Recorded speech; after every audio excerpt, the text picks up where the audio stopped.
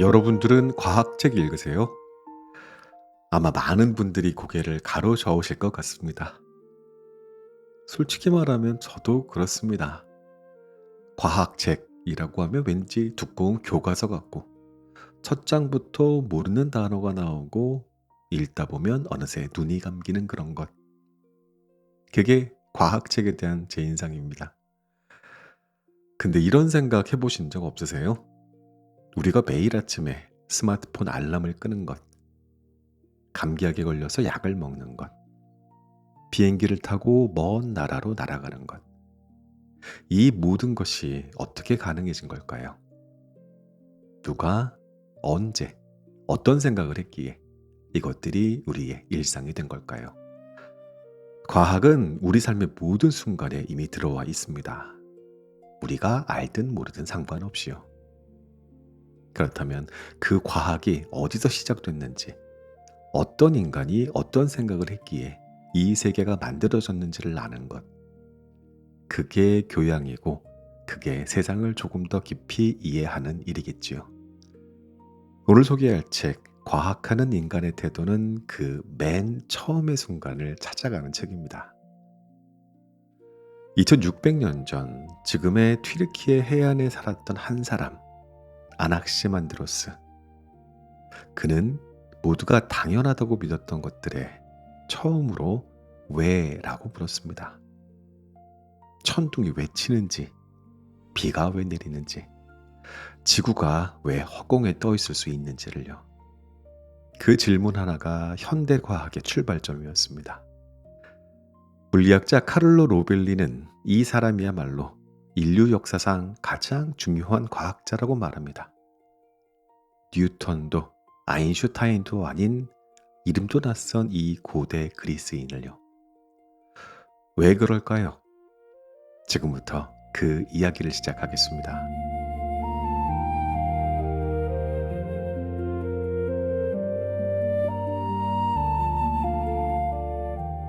자작나무 채널 오래 들으셨던 분들은 아실 겁니다. 이 채널에서 소개한 책들이 꽤 되지요. 소설도 있고, 에세이도 있고, 철학책도 있고, 심리학 책도 있었습니다. 근데 돌아보면 유독 손이 잘 안 가는 장르가 하나 있어요. 과학책입니다. 반성합니다. 진심으로요. 근데 이게 저만 그런 게 아니더라고요. 서점에서 베스트셀러 목록을 보면 자기계발서, 소설, 에세이는 늘 상위권인데 과학 교양서는 가끔 한 권 이름을 올리면 화제가 될 정도입니다. 우리 사회에서 과학책은 읽어야 한다는 건 알지만 실제로 읽지 않는 그런 존재 같은 겁니다. 마치 헬스장 회원권처럼요. 근데 최근에 좀 이상한 일이 생겼어요. 과학책을 들여다보니까 그 안에 철학이 있는 겁니다. 윤리가 있고 역사가 있고 인간에 대한 이야기가 있었어요. 우주가 어떻게 생겨났는가를 묻다 보면 어느새 나는 누구인가를 묻고 있게 됩니다. 세상이 어떻게 작동하는가를 이해하다 보면 우리가 어떻게 살아야 하는가를 생각하게 됩니다. 과학과 철학이 사실은 오래전에 같은 곳에서 출발했다는 것. 그것을 알게 되니 과학이 조금 다르게 보이기 시작했어요. 아, 그렇다고 과학이 갑자기 쉬워진 건 아닙니다. 솔직히 말씀드리면 양자역학이라는 단어를 들으면 여전히 머릿속이 하얘집니다. 상대성 이론은 제목은 알겠는데 실제로 무슨 뜻인지 설명하라고 하면 말문이 막히고요. 그리고 무엇보다 이 지식이 내 일상에 어떤 도움이 되는지가 여전히 잘 모르겠어요. 지구가 허공에 떠 있다는 사실을 알면 내 월급이 오릅니까? 앞의 이론이 무엇인지 안다고 해서 인간관계가 나아집니까? 글쎄요. 당장은 아닐 겁니다. 그러면 왜 들어야 하는가? 여기에 대해서 저는 이런 생각을 합니다. 자면서 흘려들여도 괜찮아요. 진심으로. 어차피 완벽하게 이해하고 기억할 필요도 없어요. 그런데 신기한 일이 있습니다. 우리가 한 번쯤 들었던 내용은 완전히 사라지지 않아요. 어딘가 무의식 깊은 곳에 조용히 가라앉아 있다가 언젠가 어떤 계기가 생겼을 때 불쑥 떠오르거든요. 누군가와 대화를 하다가 문득 '아 그거 어디서 들었는데.'가 되는 순간, 뉴스에서 어떤 이야기를 듣다가 '그게 그거랑 연결되는 거구나.'가 되는 순간, 그 순간이 오면 흘려들었던 이야기가 갑자기 살아납니다. 한 번만 건드려 주면 다시 활성화가 되는 것이죠. 그러니 오늘 다 이해 못 하셔도 괜찮아요. 졸리면 주무시면 돼요. 대신 나중에 클로징 파트만 한 번 더 들어 두시면 좋겠습니다. 거기서 오늘 이야기 전체를 핵심만 모아서 다시 한번 정리해 드릴 거니까요. 그리고 이건 제가 자신 있게 드리는 약속인데요.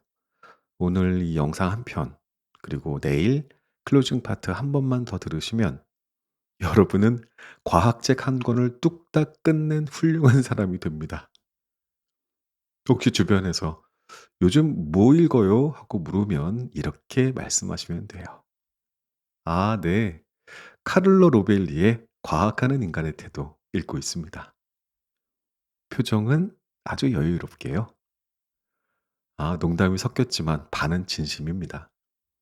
좋은 책의 핵심을 소화하는 것, 그게 독서의 목적이라면 오늘 우리는 그것을 충분히 하게 될 겁니다. 자 그러면 이제 본격적으로 들어가 볼까요? 지금부터 2600년 전의 세계로 거슬러 올라가야 합니다. 걱정 마십시오. 어렵지 않습니다. 역사 시험 보는 것도 아니고 날짜 외울 필요도 없습니다. 그냥 한 편의 이야기를 듣듯이 따라오시면 됩니다. 과학이 태어나던 그 순간으로 함께 가보겠습니다.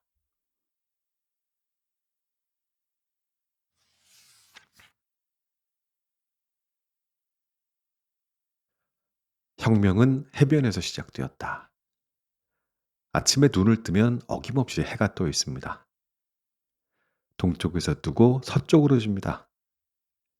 어릴 때부터 그랬고 부모님도 그랬고 그 부모님의 부모님도 그랬다고 합니다. 해가 동쪽에서 뜨는 건 당연한 일입니다. 너무나 당연해서 아무도 묻지 않습니다. 왜 그런지를. 그런데 생각해 보면 당연하다는 건 사실 굉장히 이상한 상태입니다. 언제부터 당연해진 걸까요? 누가 그렇다고 알려준 걸까요? 아니면 그냥 늘 그래왔으니까 당연해진 걸까요? 저자 카를로 로벨리는 이 책의 첫 장부터 우리에게 묻습니다. 당신은 지금 발 아래를 믿습니까? 당신이 서 있는 이 땅이 무언가에 의해 지탱되고 있다고 믿습니까? 그리고 솔직히 말해 봅시다. 우리 대부분은 그냥 믿습니다. 생각도 하지 않고요. 그런데 인류의 역사에서 이 당연함을 처음으로 의심한 사람이 있었습니다. 그리고 그 의심이 결국 현대 물리학과 지리학, 생물학, 기상학의 씨앗이 됩니다. 로벨리는 그것을 이 책에서 찬찬히 보여줍니다. 저자 카를로 로벨리는 이탈리아 출신의 이론 물리학자래요. 보이는 세상은 실제가 아니다. 시간은 흐르지 않는다를 쓴 사람이기도 하고요. 그런데 그가 이 책을 쓴 건 물리학을 설명하기 위해서가 아니었고요. 오히려 반대라고 할 수 있습니다. 물리학이 어디서 왔는지를, 그 맨 처음 순간을 찾아가고 싶었던 겁니다. 그리고 그가 찾아낸 그 맨 처음의 순간에 아낙시만드로스가 있었습니다. 2600년 전의 세계를 상상해 보겠습니다. 그게 잘 안 되면 이렇게 생각해 보세요. 지금 우리가 살고 있는 2026 년에서 2600 년을 거슬러 올라가면 기원전 한 575 년쯤 됩니다. 고대 이집트가 아직 존재하던 시절이고요. 로마는 아직 공화 정도 아니었고 중국은 춘추 전국 시대가 막 시작되려던 참이었대요.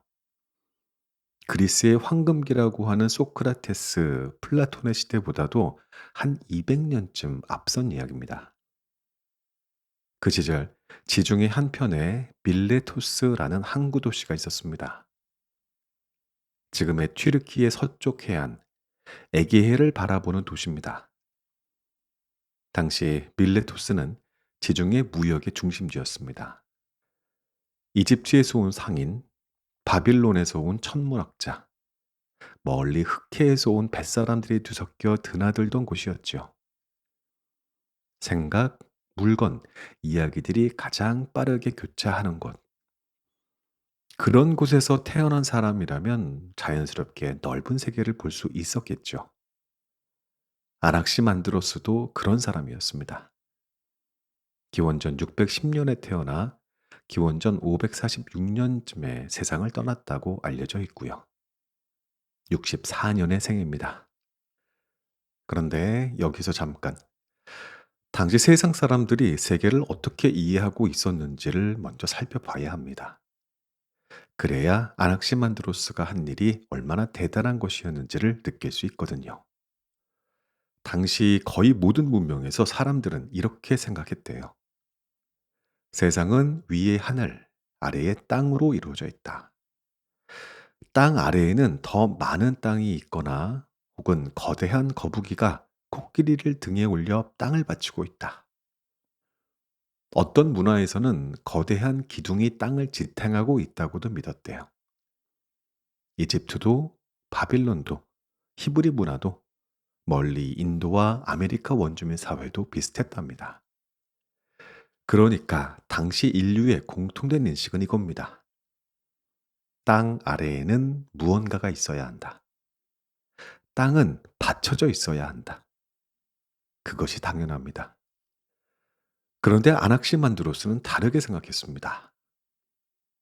지구는 그냥 허공에 떠 있다. 위에도 하늘, 아래에도 하늘. 지구는 그 어떤 것에도 받쳐져 있지 않고 우주 공간 한가운데에 둥실 떠 있다. 이 생각이 당시 사람들에게 얼마나 황당하게 들렸을지 상상해 보십시오. 지금 우리가 지구가 우주에 떠 있다는 말을 들으면 당연하다고 생각하잖아요. 학교에서 그렇게 배웠으니까. 그런데 2600년 전의 사람에게 이 말은 어떻게 들렸을까요? 아마 이랬을 겁니다. 그럼 지구가 아래로 떨어지겠네. 지금 이 순간도. 아낙시만드로스의 대답은 놀랍습니다. 그는 이렇게 말했어요. 지구가 떨어지지 않는 이유는 어느 쪽으로 떨어져야 할지 정해지지 않았기 때문이다. 어떤 방향이 아래인지 알 수 없으므로 지구는 그냥 그 자리에 있다. 이것이 그의 설명이었습니다. 지금 물리학적으로는 완전히 정확한 설명은 아니에요. 하지만 방향의 본질에 대한 이 직관, 우주에는 절대적인 위아래가 없다는 이 생각은 현대 물리학이 도달한 결론과 놀랍도록 가깝습니다. 무려 2600년 전에요. 저자는 이 순간을 인류 사상사에서 가장 대담하고 혁명적인 생각이라고 부릅니다. 그런데 우리가 이 이야기에서 진짜 주목해야 할 것은 아낙시만드로스가 옳았느냐 틀렸느냐가 아닙니다. 그가 어떤 태도로 세상을 바라봤느냐입니다. 당시 사람들은 이 세계를 설명하기 위해서 신화를 사용했습니다. 천둥이 치면 신이 화가 난 것이고 폭풍이 불면 바다의 신이 노한 것입니다. 이 설명은 아름답고 이야기로서 완결되어 있으며 무엇보다 사람들을 안심시킵니다. 신을 달래면 된다는 해결책도 있으니까요. 그런데 아낙시만드로스는 이 설명에 만족하지 않았습니다. 그는 이렇게 물었어요. 천둥은 정말 신의 분노인가? 비는 정말 신의 은총인가? 지구가 흔들리는 건 정말 누군가가 화가 난 것인가? 그 질문 하나가 전부였습니다. 우리가 당연하게 받아들이던 설명에 처음으로 왜? 라고 물은 것. 그것이 아낙시만드로스 혁명의 전부였고 동시에 과학이라는 것의 출발점이었습니다. 저자는 이렇게 씁니다. 과학의 강점은 그 결론이 지는 확실성이 있는 것이 아니라 인간이 얼마나 무지한 존재인지 철저히 깨닫는 데에서 찾을 수 있다고요. 확실한 답을 가진 사람이 과학을 만든 게 아닙니다. 기존의 답을 의심한 사람이 과학을 만들었습니다. 이제 조금 더 깊이 들어가 볼게요. 아낙시만드로스가 살던 기원전 6세기는 사실 지식의 시대였습니다. 흔히 우리는 고대라고 하면 무지하고 원시적인 시대를 상상하지만 실제로는 그렇지 않았습니다.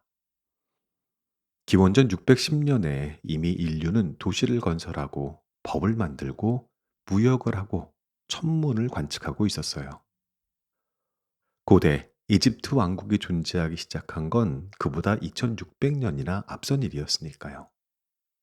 당시 지식의 수준이 어느 정도였는지 잠깐 살펴보겠습니다. 수학은요, 이집트와 바빌론에서는 이미 상당한 수학적 지식이 있었습니다. 세 변의 비율이 3대 4대 5인 삼각형이 직삼각형이라는 것도 알고 있었습니다. 지금 고등학교 2, 3학년쯤 배우는 수준의 지식이 이미 있었다고 생각하시면 됩니다. 물론 그 지식을 얻는데 인류가 수천 년이 걸렸다는 게 놀라운 일이죠. 천문학은요, 바빌론은 수십만 개의 석판에 천문 기록을 남겼습니다. 금성이 언제 어디에 있는지, 일식은 언제 일어나는지를 기원전 1600년부터 기록해 왔습니다.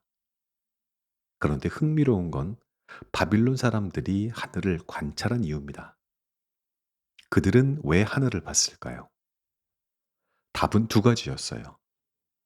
첫째, 농사를 위해서입니다. 달력도 신문도 없던 시절에 계절을 아는 방법은 별을 보는 것이었습니다. 오리온 자리가 뜨면 수확할 때, 플레이아데스가 지면 겨울이 시작된다는 식이지요.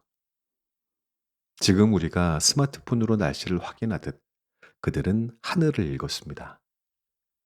둘째, 점성술을 위해서입니다. 바빌론 사람들은 하늘의 별과 땅에서 일어나는 일 사이에 관계가 있다고 믿었어요. 어떤 별자리가 나타나면 왕에게 좋은 일이 생기고, 어떤 행성이 특정 위치에 오면 전쟁이 일어난다. 그래서 하늘을 관찰했습니다. 이것은 놀랍도록 정밀한 기록이었지만 동시에 이 기록에는 한계가 있었어요.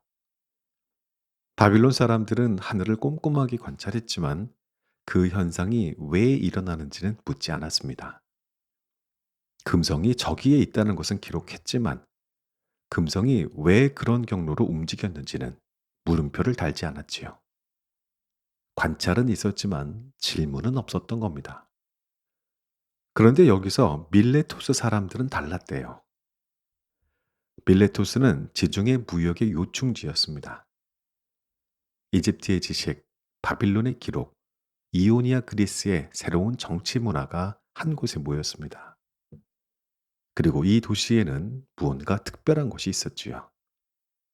바로 정치적인 자유였습니다. 당시 이집트나 바빌론 같은 거대 문명에서 지식은 어디에 있었을까요? 왕궁과 신전에 있었습니다. 그들의 권위를 뒷받침하는 도구였습니다. 이 구조 안에서 지식의 의무를 제기하는 것은 곧 권력의 의무를 제기하는 것이었습니다. 지식이 권력과 연결될 때 질문은 위험해집니다.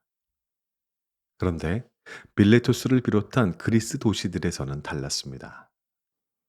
이 도시들에서는 시민들이 모여 공동으로 결정을 내리는 문화가 자라나고 있었어요. 지금으로 치면 민주주의 초기 형태입니다. 왕의 말이 절대 진리가 아닌 사회, 모두가 토론할 수 있는 문화, 그 속에서 아무도 하지 않았던 질문을 할 수 있는 공간이 생겼지요. 저자는 이것이 우연이 아니라고 봅니다. 과학적인 사고, 민주주의적 사고는 같은 뿌리를 가지고 있다는 것이에요. 권위를 의심하고 기존의 답에 왜라고 묻고 토론을 통해 더 나은 이해에 도달하려는 태도. 그것이 민주주의이기도 하고 과학이기도 합니다. 아낙시만드로스는 바로 그런 도시에서 자랐습니다. 그렇다면 아낙시만드로스가 실제로 무엇을 했는지 살펴보겠습니다. 우선 가장 유명한 것, 지구가 허공에 떠 있다는 생각. 이것은 이미 말씀드렸지요. 그런데 그게 전부가 아닙니다. 아낙시만드로스는 현대 물리학, 지리학, 기상학, 생물학의 토대를 닦은 인물이라고 봐야 돼요. 하나씩 살펴보겠습니다. 첫째, 그는 세계 지도를 그렸습니다. 당시 사람들에게 알려진 세계를 처음으로 한 장의 지도에 담은 사람이었어요. 유럽, 아시아, 아프리카를 그 안에 담았고 이 지도는 이후 고대 지도 전통의 기초가 됐습니다. 그러니까 현대 지도의 먼 선조라고 할 수 있겠네요. 둘째, 그는 근호문을 그리스에 소개했습니다. 근호문이란 땅에 수직으로 세운 막대의 그림자를 이용해 태양의 위치를 측정하는 장치였습니다. 일종의 해시계였지요. 이것을 통해 그리스에서 천문학이 발달할 수 있는 실용적인 토대가 만들어졌습니다. 셋째, 그리고 정말 놀라운 것. 그는 동물의 기원에 대해 이야기했습니다. 최초의 동물은 바다에서 생겨났고 물이 마르면서 육지로 올라와 새로운 환경에 적응했다고. 인간은 처음부터 지금 같은 모습이 아니었고 물고기와 유사한 생물에서 진화했다고. 2600년 전에 현미경도 없이 화석 연구도 없던 시절에 이 사람은 진화론의 원형적인 아이디어를 말한 겁니다. 다윈보다 2200년 앞서서 말이지요. 물론 그 생각이 다윈의 진화론만큼이나 정밀하거나 증거에 기반한 것은 아니었어요. 하지만 인간은 지금부터 언제나 인간이었다라는 당연한 생각을 깬 것, 생명의 기원을 신화가 아닌 자연에서 찾으려고 했다는 것, 그것이 중요한 점입니다. 여기서 한 가지 질문 생기지 않나요? 왜 아낙시만드로스는 역사에서 그다지 잘 알려지지 않은 걸까? 이렇게 대단한 사람이라면 뉴턴이나 아인슈타인처럼 유명했어야 하지 않을까? 저자는 몇 가지 이유를 설명합니다. 하나는 시간의 문제입니다. 아낙시만드로스의 글은 거의 남아있지 않았어요. 그가 쓴 책, 자연에 관하여는 완전히 소실되었고, 우리가 알고 있는 것은 후대 철학자들이 그를 인용한 단편적인 구절들 뿐입니다.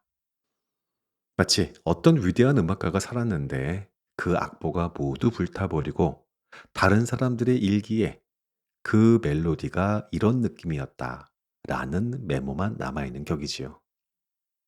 또 하나는 그의 생각이 당시에 충분히 이어지지 못했다는 점입니다. 아낙시만드로스 이후 그리스에서 자연주의적 탐구가 계속 이어지지 않았습니다. 아리스토텔레스를 거치고 중세를 지나면서 많은 것이 끊기고 변형되었어요. 그의 씨앗이 다시 싹을 틔우기까지 정말 오랜 시간이 걸렸다는 뜻이지요. 그럼에도 불구하고 저자는 말합니다. 아낙시만드로스는 뉴턴의 버금가는 학자라고. 그 이유는 그가 단순히 옳은 답을 찾은 것이 아니라 답을 찾는 방식 자체를 바꿨기 때문이라고요. 질문하는 방법을 바꾼 것, 세계를 보는 눈의 각도를 바꾼 것, 그것이 그의 혁명이었습니다.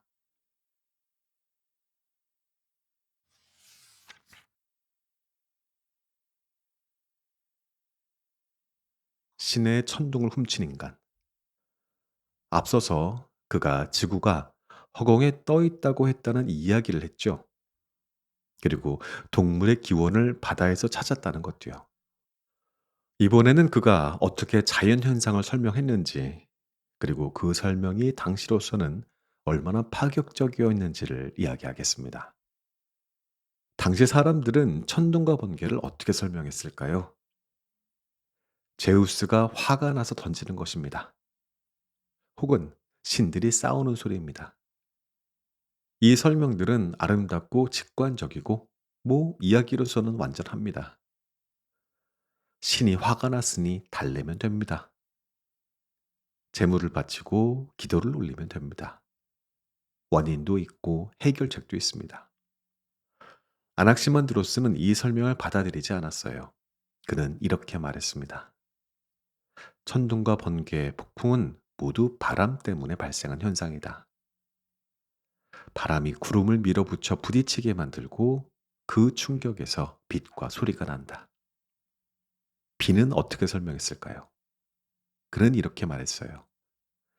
태양의 열로 인해 바다와 강의 물이 증발해 하늘로 올라가고 그것이 다시 땅으로 떨어지는 것이 비라고요. 지금 우리가 학교에서 배우는 수증기의 순환, 즉 물의 순환과 놀랍도록 비슷한 설명입니다. 지진은요, 지나친 열이나 비로 인해 땅이 갈라져 발생한다고 했어요. 신이 화가 난 게 아니라 자연 안에 원인이 있다는 것이죠. 이것이 왜 혁명적이냐라고 물을 수 있습니다. 답은 단순합니다. 처음으로 자연 현상을 자연 자체로 설명했기 때문이에요. 신을 끌어들이지 않은 것, 초자연적인 존재의 의지로 돌리지 않는 것. 이 세상에서 일어난 일에는 이 세상 안에 원인이 있다고 본 것. 그것이 핵심이었습니다. 저자는 이것을 두고 제우스의 천둥을 훔쳤다라고 표현했어요.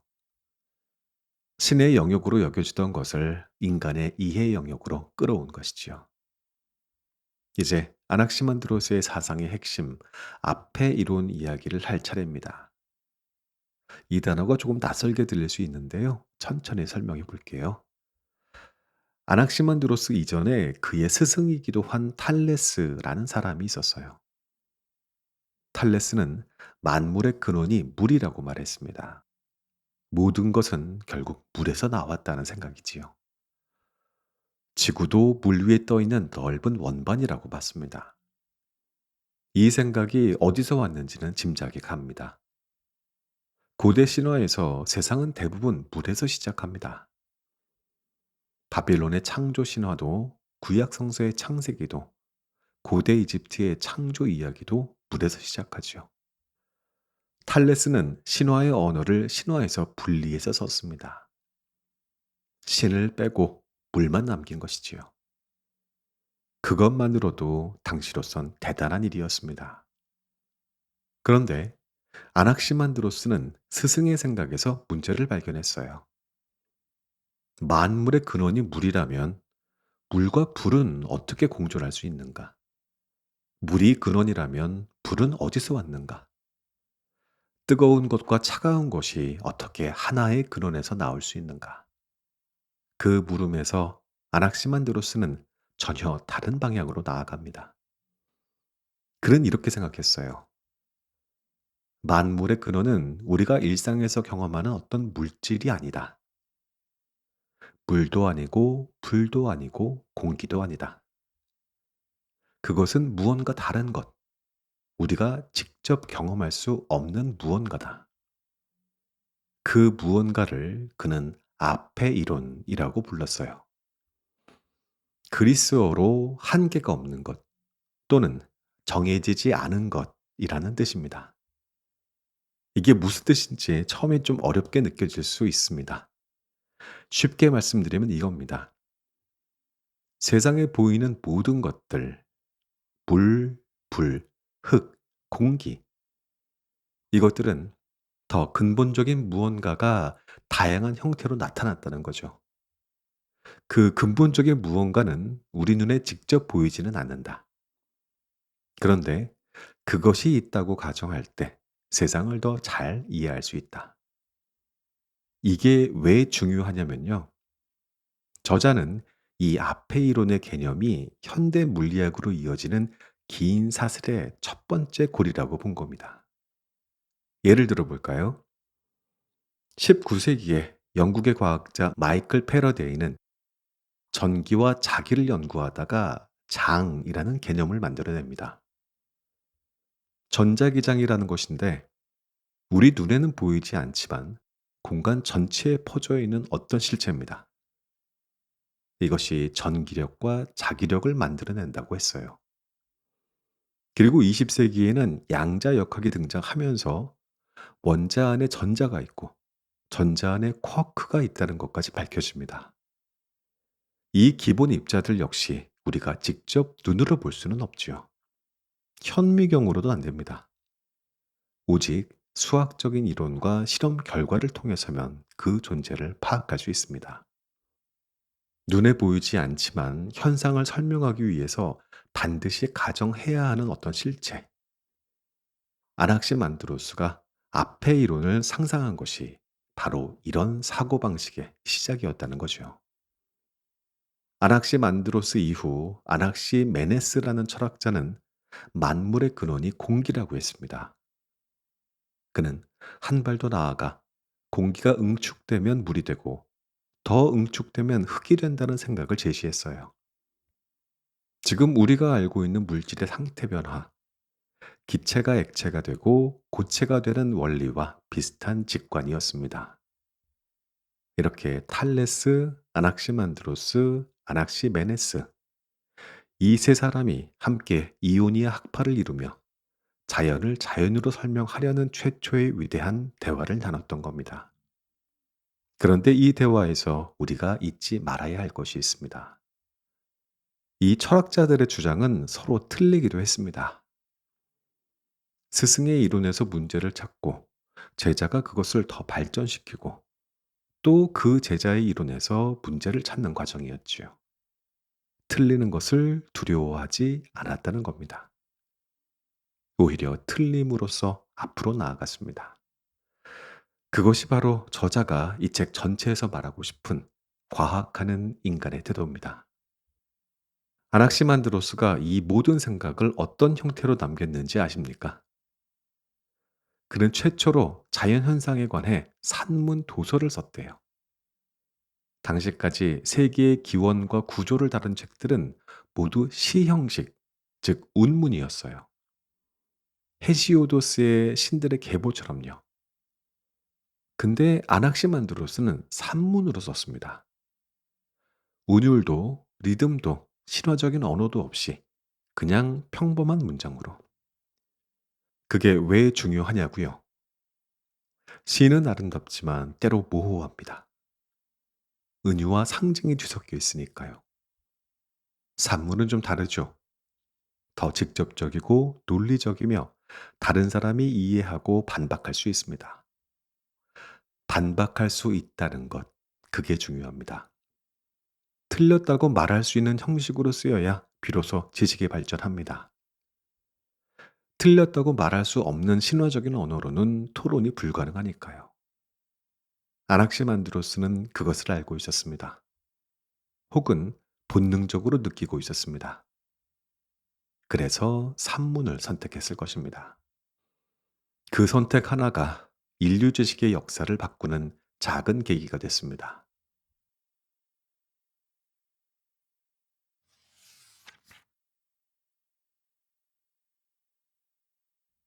과학이란 무엇인가? 1687년 아이작 뉴턴이 프린키피아를 출판했습니다. 이 책 한 권으로 인류는 처음으로 자연의 법칙을 수학적으로 완전히 기술했다고 믿게 됩니다. 사과가 떨어지는 것과 달이 지구를 도는 것이 같은 법칙으로 설명된다는 것, 지구와 달 사이에 태양과 행성들 사이에 작용하는 힘을 하나의 방정식으로 표현할 수 있다는 것, 이것은 당시 사람들에게 경이로운 충격이었습니다. 19세기에 이르면 사람들은 이렇게 생각했습니다. 이제 자연의 비밀은 거의 다 풀렸다. 뉴턴의 법칙이 있으니 나머지는 시간 문제일 뿐이다. 그 시대에 이런 농담이 있었다고 합니다. 뉴턴은 역사상 가장 위대한 천재일 뿐만 아니라 가장 운이 좋은 사람이기도 하다. 자연 법칙이 단 하나밖에 없던 시절에 그것을 발견했기 때문이다.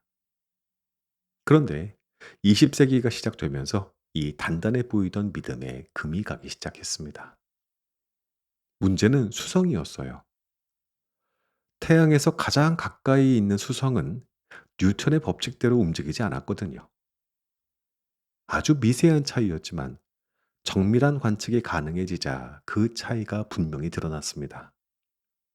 뉴턴의 방정식으로는 설명이 되지 않는 수성의 궤도, 그리고 1905년 알베르트 아인슈타인이 등장합니다. 그는 뉴턴의 이론을 조금 수정한 게 아니었어요. 세계를 이해하는 방식 자체를 뒤집어 버렸습니다. 뉴턴이 그린 세계는 이런 모습이었습니다.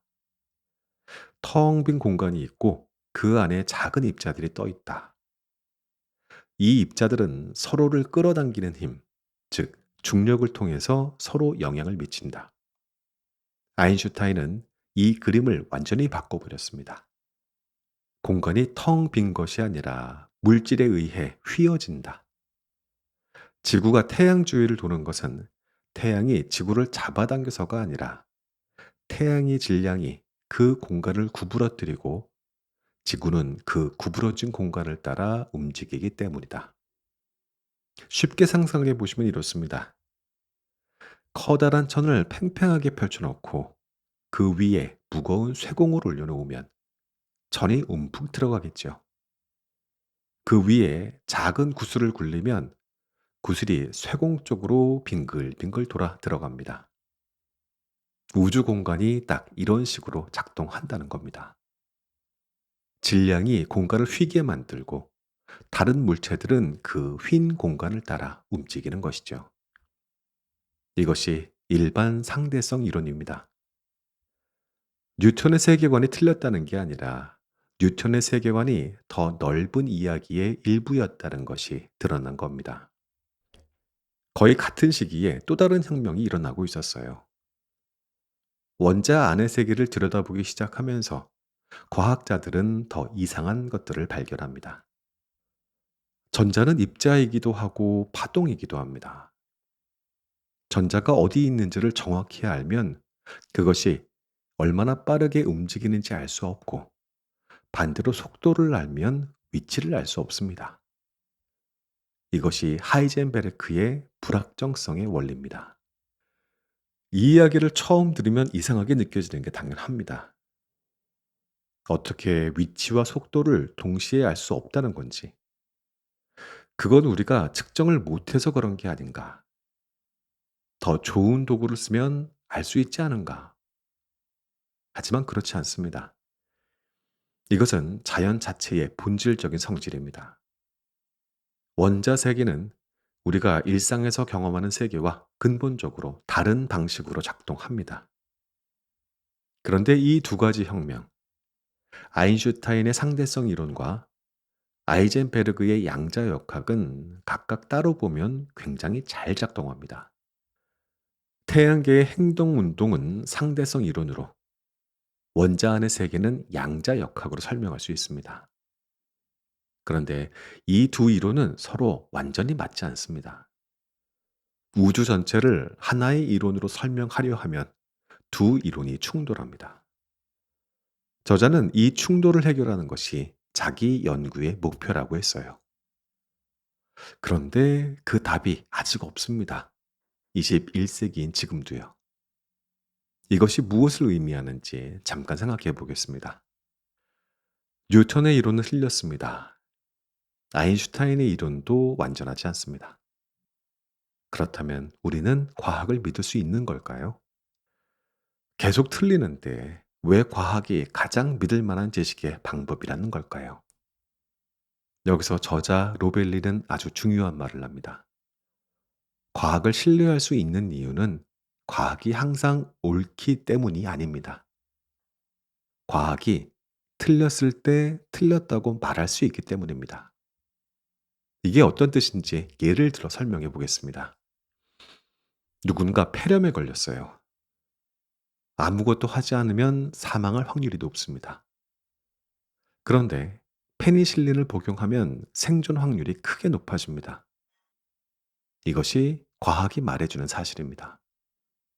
여기서 중요한 것은 과학이 반드시 낫는다라고 말하지 않는다는 거예요.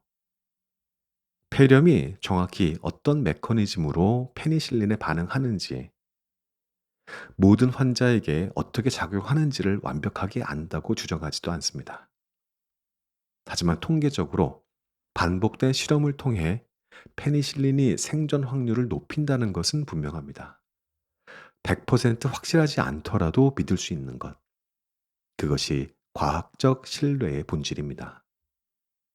뉴턴의 이론이 완전하지 않다는 것이 밝혀졌지만 다리를 설계할 때 엔지니어들은 여전히 뉴턴의 방정식을 씁니다. 아인슈타인의 이론까지 동원할 필요는 없어요. 다리를 건설하는데 필요한 정밀도 범위 안에서는 뉴턴이 여전히 충분히 정확하기 때문이에요. 모든 이론에는 유효한 범위가 있습니다. 뉴턴의 이론은 빛보다 훨씬 느린 속도의 세계에서 여전히 유용합니다. 아인슈타인의 이론은 그보다 더 극단적인 조건에서도 잘 작동합니다. 그리고 언젠가 아인슈타인의 이론도 더 넓은 이야기의 일부였음이 드러날 것입니다. 이것이 과학이 틀려가면서 발전하는 방식이었어요.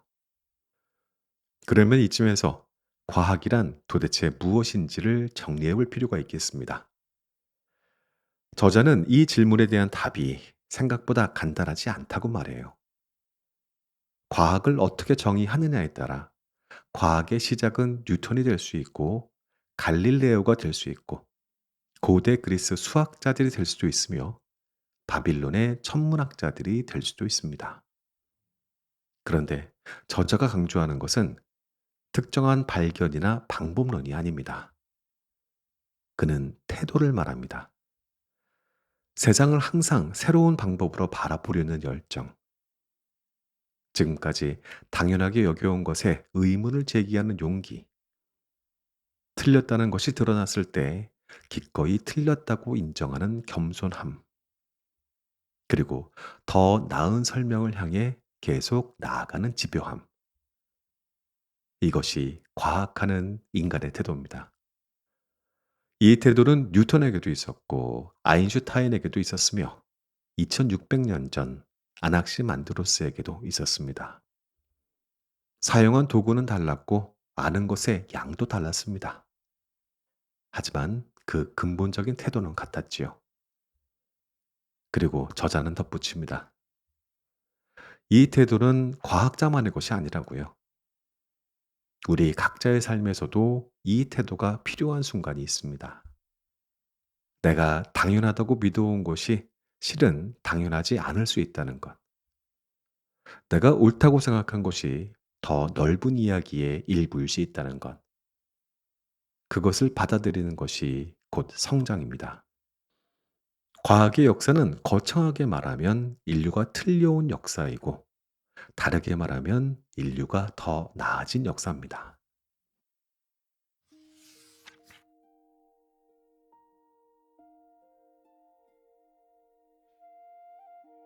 의심이라는 용기, 그것이 우리에게 남긴 것. 우리는 2600년 전에 한 도시에서 이야기를 시작했지요. 지금의 튀르키예 서쪽 해안, 에게일을 바라보는 항구 도시 밀레투스. 그곳에서 태어난 아낙시만드로스는 당시 모든 사람이 당연하게 받아들이는 것들에 물음표를 달기 시작했습니다. 땅은 무언가에 받쳐져 있어야 한다는 것, 천둥은 신의 분노라는 것, 세상의 시작은 신화 속에 있었다는 것, 이것들이 당연하지 않을 수 있다는 가능성을 처음으로 진지하게 탐구한 사람. 그는 지구가 허공에 떠 있다고 했어요. 우주에 절대적인 위아래가 없기 때문에 지구는 어느 방향으로도 떨어지지 않는다고요. 이 생각 하나가 천문학의 출발점이 됐습니다. 그는 최초의 동물이 바다에서 왔고 인간은 물고기와 유사한 생물에서 진화했다고 했습니다. 다윈보다 2200년 앞선 생각, 이것이 생물학적인 사고의 씨앗이었고요. 그는 만물의 근원이 우리가 일상에서 경험할 수 없는 무언가, 앞의 이론이라고 했습니다.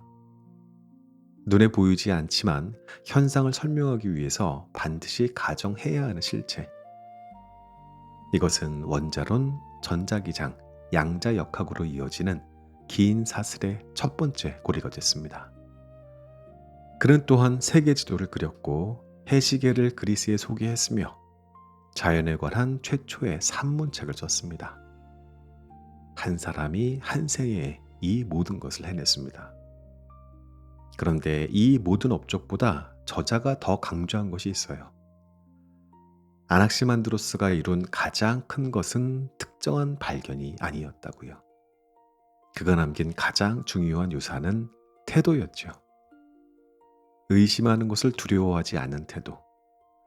스승의 이론도 틀릴 수 있다고 말한 용기. 확실성이 없어도 탐구를 멈추지 않는 집요함. 신화가 아닌 이성으로 세계를 이해하려고 했던 고집. 그리고 이 태도는 그 후 2600년 동안 조금씩 다른 사람들에게 이어졌습니다. 때로는 끊어지고 때로는 억압받으면서도요. 탈레스에서 아낙시만드로스로, 아낙시만드로스에서 피타고라스와 히포크라테스토로, 알렉산드리아의 과학자들로, 코페르니쿠스와 갈릴레이로, 뉴턴으로, 패러데이와 맥스웰로, 아인슈타인과 하이젠베르크로, 그리고 오늘 이 시대의 물리학자들에게로. 이 긴 사설을 만들어 온 것은 천재들의 뛰어난 두뇌가 아니었습니다. 그것보다 더 근본적인 것, 당연한 것에 왜? 라고 묻는 태도, 틀렸을 때 틀렸다고 인정하는 겸손함, 더 나은 이해를 향해 계속 나아가는 의지. 오늘 소개한 책 칼로 로벨리의 과학하는 인간의 태도. 이 책은 과학 교양서이지만 사실은 인간에 관한 이야기였어요. 우리가 어떻게 생각해 왔는지, 어떻게 틀려왔는지, 어떻게 그 틀림을 딛고 더 나아갔는지에 대한 이야기. 그리고 그 긴 이야기의 맨 처음에 작은 항구 도시에서 혼자 하늘을 올려다보던 사람에 대한 이야기. 그가 처음 던졌던 질문은 지금도 살아 있습니다. 우리가 매일 쓰는 스마트폰 안에, 우리가 탈 때마다 경이로워야 마땅한 비행기 안에서, 우리가 아플 때 의지하는 의학 안에, 그 모든 것의 먼 뿌리에 그의 질문이 있었습니다. 과학과 철학은 사실 한 번도 떨어진 적이 없었던 것 같아요. 누군가가 왜라고 물었을 때 그것은 물리학의 질문인 동시에 철학의 질문이 맞잖아요. 세상은 무엇으로 이루어져 있는가? 우리가 보고 있는 것은 진짜인가? 내가 아는 것은 정말 확실한가? 이 물음들은 실험실에서 태어난 게 아니라 인간이라면 누구나 한 번쯤 품게 되는 근원적인 의문입니다. 과학은 그 의문에 관측과 논리로 답을 하려고 했고, 철학은 그 의문 자체의 구조를 파고들었지요. 방향이 달랐을 뿐 출발점은 같았다는 뜻입니다. 당연한 것을 당연하게 바라보지 않는 것, 확실하다고 믿었던 것을 다시 의심해 보는 것, 그것이 철학이고 그것이 과학입니다. 둘은 같은 뿌리에서 자란 두 개의 가지인 거죠. 그래서 과학하는 태도는 과학자만의 것이 아니었습니다. 실험실에 서 있지 않아도, 방정식을 풀 줄 몰라도 우리는 매일 과학하는 태도를 실천할 수 있습니다. 직장에서 늘 해오던 방식이 정말 최선인지 한 번 더 물어보는 것. 내가 누군가에 대해 가진 인상이 혹시 편견은 아닌지 돌아보는 것. 내가 틀렸을 수 있다는 가능성 앞에서 도망치지 않는 것. 이 모든 것들이 과학하는 태도입니다. 아낙시만드로스는 망원경도 컴퓨터도 연구비도 없었습니다. 그에게 있었던 건 단 하나, 당연함을 거부하는 용기. 그리고 그 용기 하나가 인류의 세계를 바꿔놨네요. 지금 이 순간에도 우리 앞에는 당연하다고 믿는 것들이 있어요. 거기에 조용히 정말 그런가 하고 물어보는 것. 그것이 2600년 전에 그 해변에서 시작된 모험에 우리가 함께하는 방법일 겁니다. 어느덧 길어진 그림자를 밟으며 어디쯤에 두고 왔는지 모를 길을 걷는다. 돌아보면 흐릿한 발자국 위로 계절은 이미 몇 번이나 고개를 숙였다. 먼지 앉은 서랍 속의 약속들과 잘 여물지 못해 떨어졌던 조각들, 그때의 내가 머물던 좁은 방 안엔 아직도 식지 않은 한숨이 고여있다. 버리려 애써도 손끝에 남은 익숙한 흉터 같은 어제의 기억들, 그것조차 나를 빚어낸 숨결이었음을 이제야 가만히 고개를 끄덕여 본다. 아쉬움은 서글픈 무늬가 되어 낡은 코트깃에 깊게 새겨졌지만 무겁다고 내려놓기엔 너무도 나인 것들 기꺼이 어깨 위에 얹고 걸어간다. 지는 노을이 길게 늘어지면 그 그림자마저 내 키만큼 커지듯이 부서진 마음도 빛바랜 회상도 전부 내가 걸어온 나의 이름이다. 가만히 두 손 모아 쥐어보는 작고 투명한 오늘이라는 매듭, 모든 얼룩을 지우지 않은 채로 남은 인생은 내가 돌봐야지. 좀 더 사랑해줘야지. 내 인생